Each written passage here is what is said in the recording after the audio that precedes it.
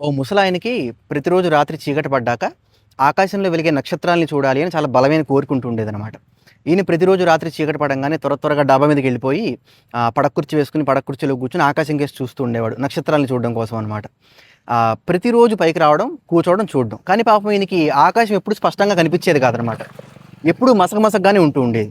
ఈయనకి చాలా కోపం వస్తుండేది. నేను ఇంత కష్టపడి పైకొస్తున్నాను ప్రతిరోజు, కానీ ఈ మబ్బుల కారణంగా నేను సరిగ్గా చూడలేకపోతున్నాను ఆకాశాన్ని అని మబ్బుల్ని, ఆకాశాన్ని తిట్టేసుకొని కిందకొస్తూ ఉండేవాడు.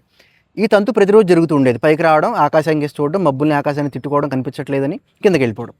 ఒక 4, 5 రోజులు జరిగిన తర్వాత పక్కింటి కుర్రాడు కూడా గమనించాడు ప్రతిరోజు జరుగుతున్న విషయాన్ని.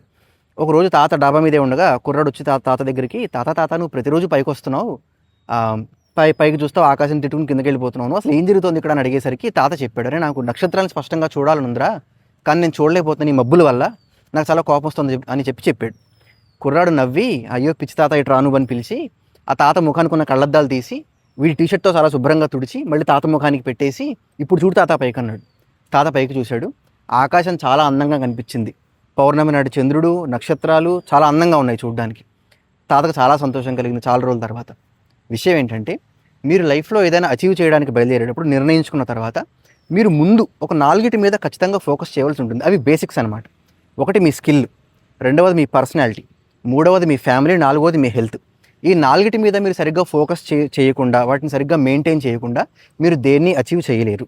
ఒకవేళ అదృష్టవశాత్తు వీటిని పట్టించుకోకపోయినా మీరు అచీవ్ చేస్తే కనుక మీ అచీవ్మెంటు మీకు ఆనందాన్ని ఇవ్వదు, ఇన్సెక్యూరిటీని మాత్రమే ఇస్తుంది. ఎందుకు అంటే మీ జీవితాంతం ఈ 4 మీతో కంపల్సరీగా ఉండి తీరాలి.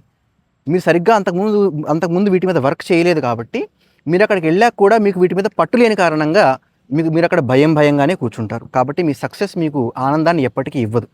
So before you plan to look at the stars, clean your glasses, అది సంగతి. కాబట్టి ఈ కథలోంచి మీకు ఇంకేమైనా తీసుకోవచ్చని మీకు అనిపిస్తే పనికొచ్చే విషయాలు కమెంట్ సెక్షన్లో చెప్పండి.